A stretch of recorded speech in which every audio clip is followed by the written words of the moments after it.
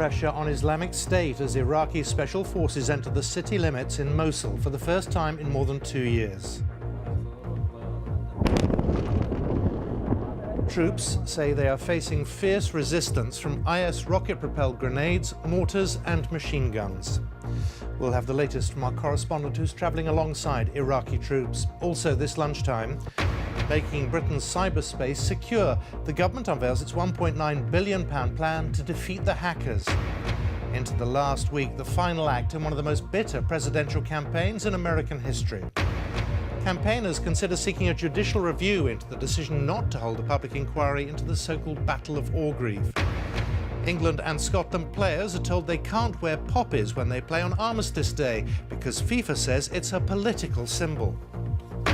In the south, stripped of its contract, the controversial patient transport service which faced complaints from the start. And rising from the ashes, a temporary school opens to students after their old classrooms burned down.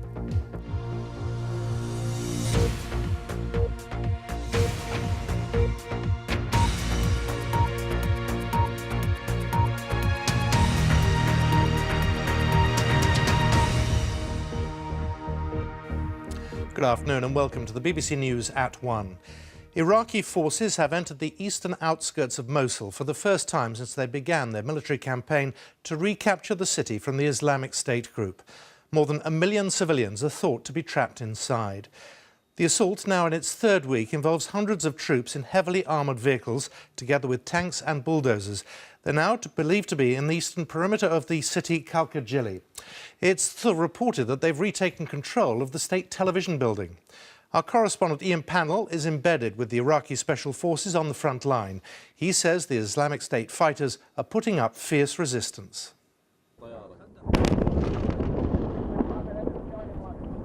Certainly this morning, as we move closer around through the desert, they called in coalition airstrikes to a number of different targets, I think sort of 4 or 5. The point that they chose to come in on this morning, they've met much stiffer resistance than I've witnessed that they've had to face over the last few days. There's been sustained small arms fire, rocket-propelled grenades, mortars, suspected IEDs, improvised explosive devices, and they've also had to call in some coalition air support. I mean, this is a unit that's had the most momentum, the most confidence, and the most experience, because, of course, it fought in Ramadi and Fallujah, 2 other Islamic State strongholds, which they managed to get back in the hands of the Iraqi government. So they're experienced, they're confident, but the truth is it's heavy going. This is ground zero, really, for the Islamic State. Nobody expects them to turn and run, or certainly not en masse.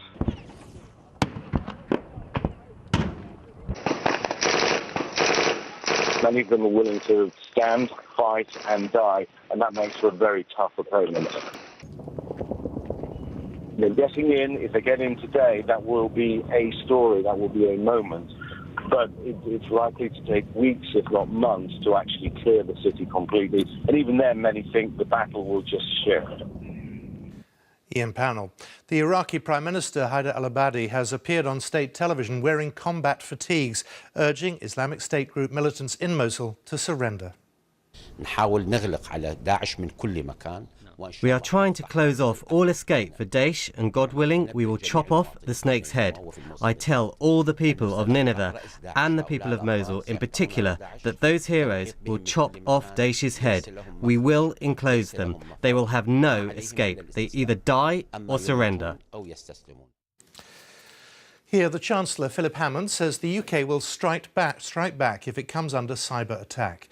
He's announcing a package of measures designed to protect the government, businesses and people from online threats, including from state-sponsored hackers. The Kremlin has dismissed allegations by the head of MI5 that Russia is mounting cyber attacks and other aggressive measures which pose a growing threat to Britain. Our technology correspondent Rory Catherine-Jones reports. We know our computers are under threat. We're getting used to the idea that our phones might not be secure, but surely we don't have to worry about the kettle being hacked. Well, yes, in a world where more and more devices are being connected to the internet, we're all facing new threats. This home security camera setup is one example. It punches a hole through your firewall. This kind of device was hijacked in a recent major attack, a taste of what's to come. We keep buying connected devices to put on our network, whether it's a smart thermostat or a smart kettle or whatever. And that's great, but we think about all the personal information that's on those devices. But it gets worse. These things are so insecure, they're starting to be turned against us. They're starting to be used to attack parts of the internet, to take down critical infrastructures. It's this kind of danger that the government's new cybersecurity strategy is designed to confront. The Chancellor promised action to defend against cyber attackers and fight back if necessary. The public have much to gain from active cyber defence, and with the proper safeguards in place to protect privacy, these measures have the potential to be transformational in ensuring that UK internet users are secure by default. However much we spend on shoring up Britain's defences against the hackers, we're going to need a lot more people with cybersecurity skills. And right now, there's a shortage of that kind of know-how. What we're basically looking at is we're looking for suspicious activity from an IP address. At BT's headquarters, cybersecurity apprentices are hearing about the company's own security tools. The government wants more young people to see this as a valuable career. It's a different attack every day, a different threat every day, and it's always keeping you on your toes and you're learning new things. So it's just very exciting to be in. Cybersecurity is an upcoming field. It's going to be very important pretty much forever as long as we use computers. It's a very fast-paced industry.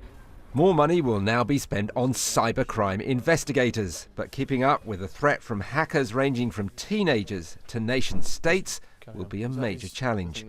Rory Cutton-Jones, BBC News. One of the most bitter US presidential election campaigns in living memory is entering its final week. The Republican contender, Donald Trump, who's been boosted by the announcement of a fresh FBI investigation into his rival's emails, is targeting previously safe Democratic states. Hillary Clinton, who had been riding high in the opinion polls, is continuing to level her attacks at Mr. Trump's fitness for office. Our correspondent Gary O'Donoghue sent this report.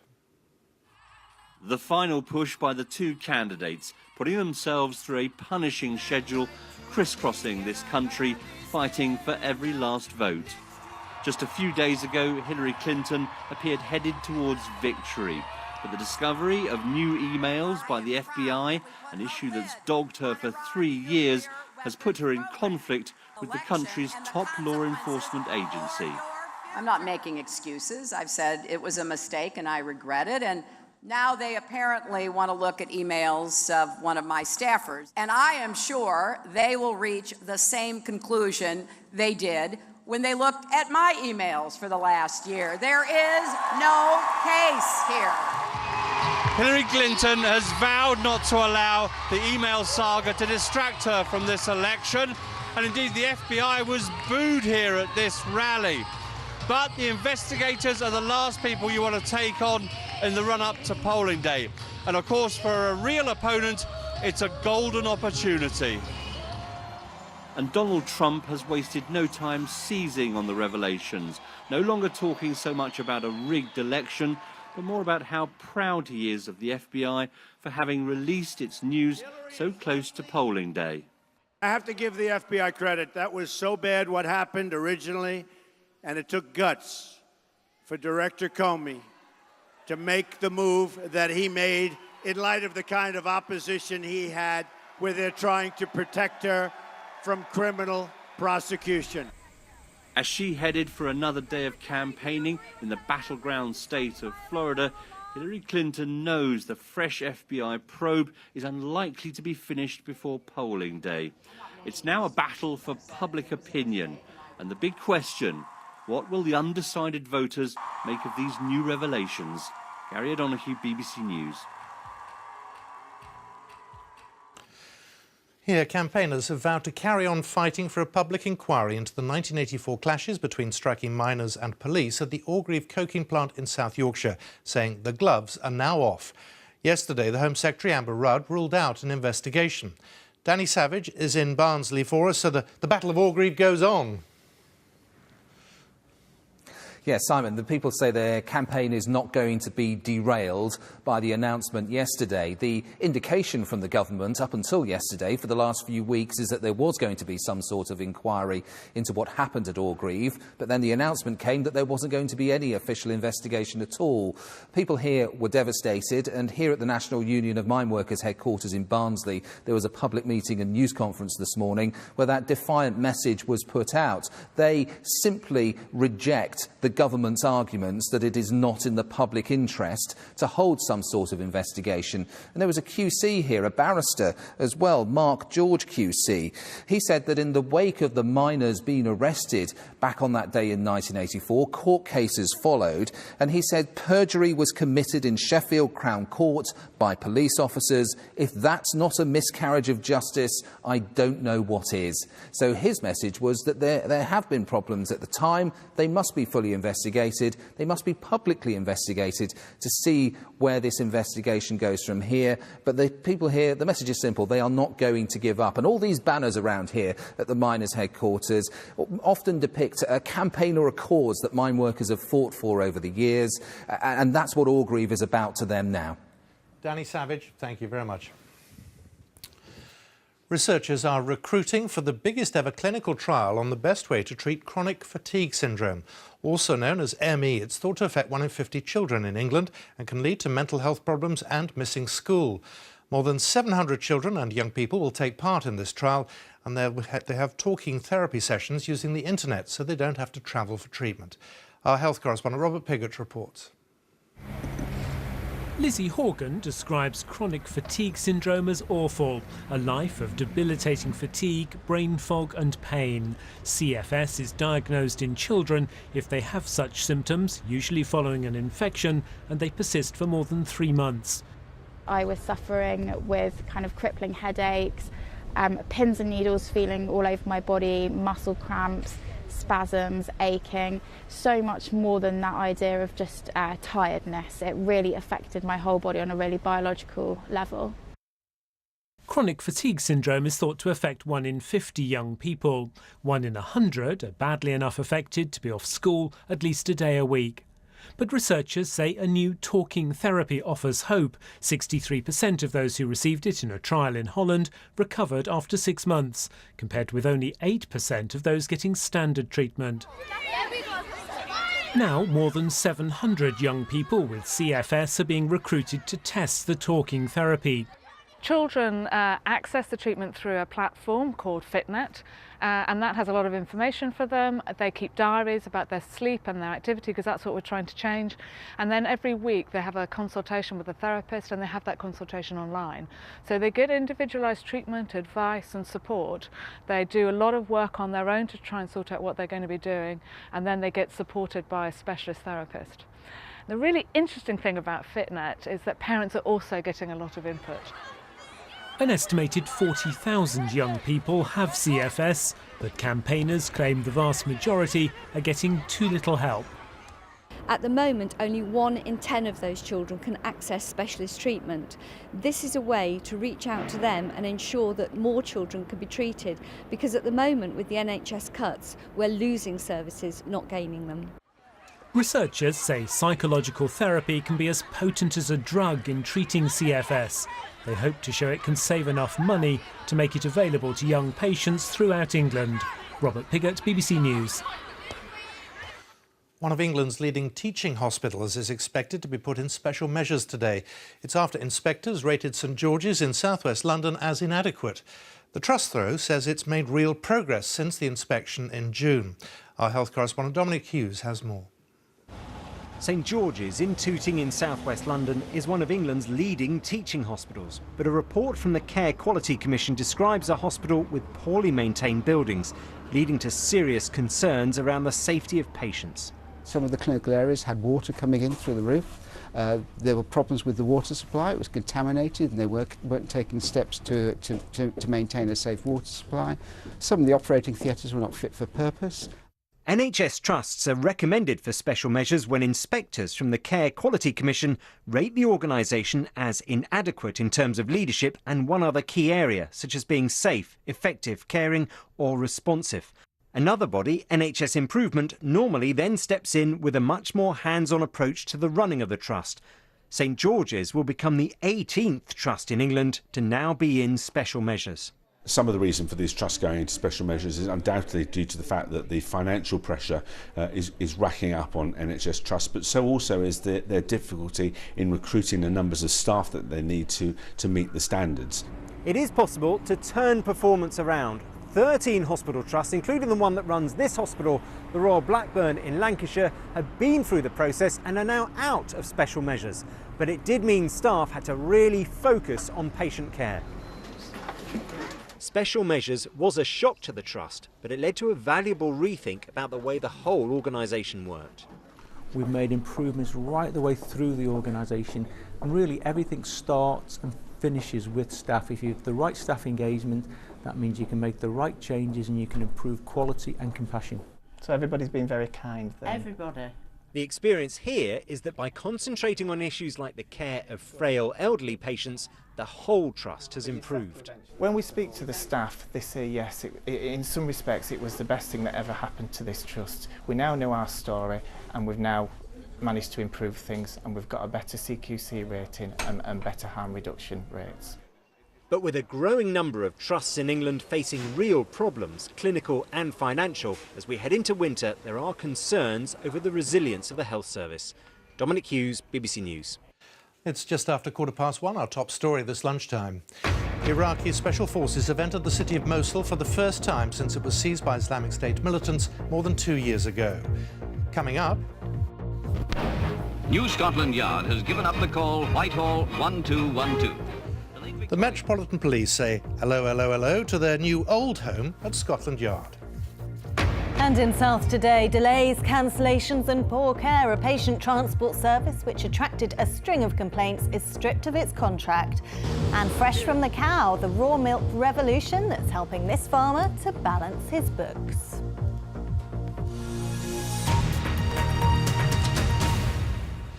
The Royal British Legion's poppy, a symbol of remembrance of the nation's war dead, or a political statement. That's the issue at the heart of a row over whether footballers should be allowed to wear poppies when England plays Scotland on Armistice Day. It's understood both teams have been banned from having them on their shirts because FIFA counts the poppy as a political symbol. Well, our sports correspondent Richard Conway is at Wembley for us. Richard.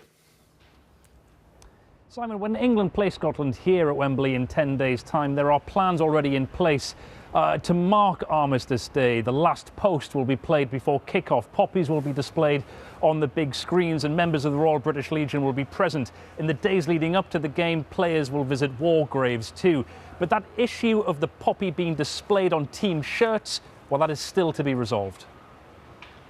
Back in 2011, the Football Association brokered a deal with FIFA which saw England players display the poppy on an armband. Now, with the team set to play Scotland on Armistice Day, both sides are lobbying FIFA in a bid to display the poppy on their shirts. FIFA's rules forbid what it calls political imagery, a view that many believe should not apply to the poppy. It's about standing up to bigotry, to fascism, to racism, to religious hate crimes. At what point do FIFA not recognise that we should be celebrating sacrifice that stood up against such vile, detestable evil? In a statement, the FA said, "We are working closely with the Royal British Legion once again this year to honour and remember the sacrifices made by those serving in the armed forces." In recent weeks, the FA has led remembrance discussions with FIFA to allow the England team to show its support for the poppy appeal during the World Cup qualifier with Scotland. The Welsh FA are also speaking with FIFA ahead of their game with Serbia on November 12th. FIFA's view in the past has been that the poppy represented a political symbol and therefore would not be allowed to be displayed on national shirts. But I'm told that view within the governing body has changed under its new leadership, and they may now be more sympathetic to the Home Association's lobbying. I think it's another sign of FIFA gone crazy, I'm afraid. Clearly out of touch with modern day and modern life. I can't see why they can't understand and recognise the loss that led to the poppy appeal. So another sign of FIFA's inflexibility. If they want to wear it, they should be able to wear it. They shouldn't be able to tell them that, no, you can't wear it. They absolutely should be allowed to. It's a disgrace. Many Premier League and Football League clubs already display the poppy on their shirts in the run-up to and on Remembrance Day. But FIFA's rules for national teams mean they could punish associations if they believe the rules have been breached. So senior level discussions between the FA and FIFA have continued this morning, I'm told, Simon. But in addition to that, the Prime Minister's spokesperson has also weighed in on this, saying that the discussions are being held, recognising and marking that, but saying that people should be free to mark Remembrance Day by wearing the poppy if they so choose. So those discussions are set to continue this afternoon and possibly for the rest of this week, but I think all sides will be hoping for a swift resolution. It could be that the armband solution seen in 2011 is the most likely outcome for this, but we remain to see if FIFA will agree to that as they did 5 years ago. Richard Conway, thank you very much. MPs will begin to hear evidence in an investigation into dozens of unregulated Sharia councils which provide arbitration in Muslim communities across the UK. The Home Affairs Select Committee said it wanted to find out whether Sharia councils discriminate against women in cases such as divorce, domestic violence and family disputes. Our correspondent Daniela Relf reports. If I see him, I suddenly, all my body starts shaking. The Sharia Council at Birmingham Central Mosque. The panel made up of Islamic scholars. They hear mainly from women who are unhappy and feeling vulnerable in their marriage. But what was the turning point that you decided to be separate? It was violence. Ahead of the Home Affairs Select Committee, an open letter has been signed by more than 100 Muslim women. In it, they voiced concern about the committee's aims. Muslim women are fed up of being treated like children, they say. Everyone wants to listen to Muslim women when highlighting their terrible experiences. When it comes to the solutions, everyone thinks they know what is best for them. We're asking the government to make it law that you have a civil marriage before you can have a religious marriage. Then at least you can go and get a civil divorce. And then we would like to see a campaign to basically educate the community that a civil divorce can count as an Islamic divorce. Most Sharia councils are based in mosques. The Home Affairs Select Committee will look at their work, examine if they're fair, and see if they could have a place within the UK's legal system.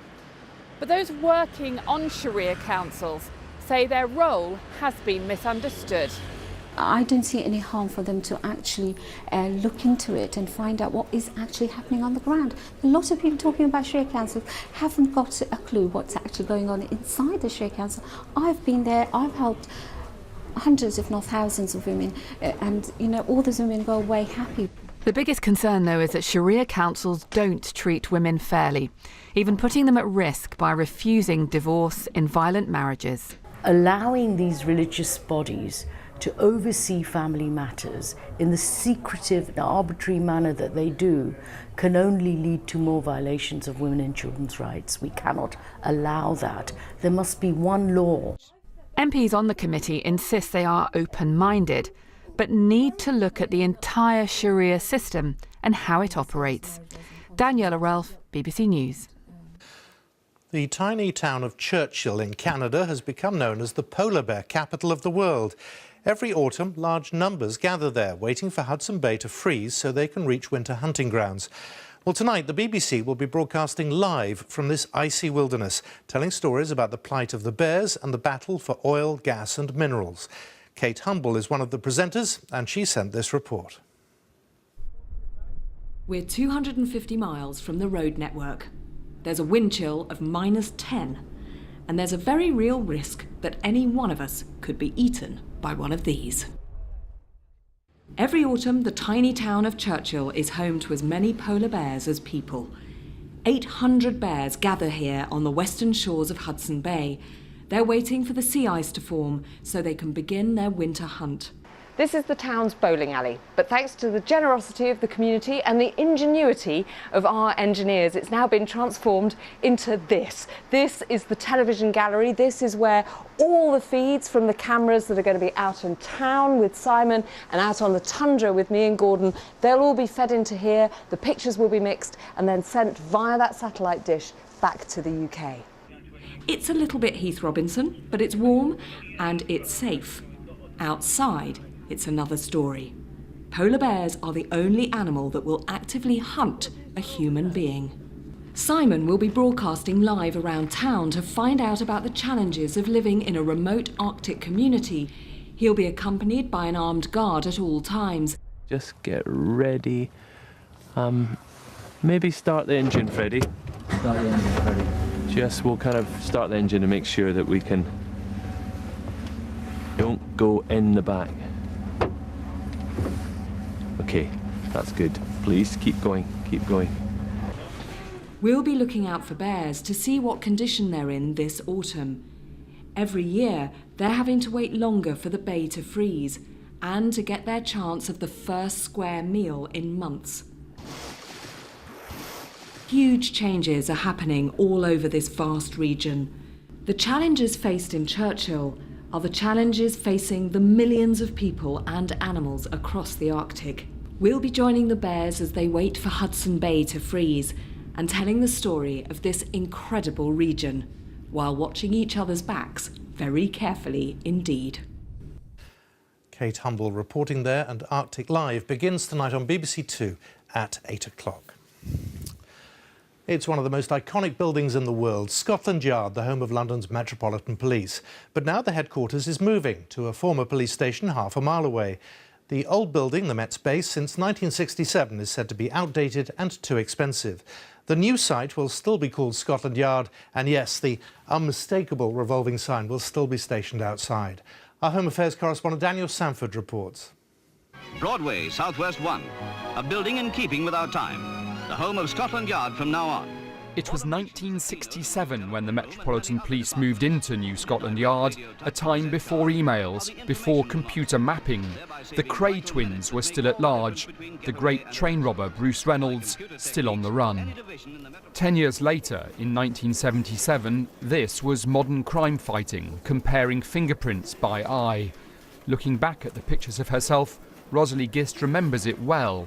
I think I was about 27 then. The excitement of working in the world-famous New Scotland Yard, but also the casual sexism of the day. We would be asked to do things that men weren't asked to do.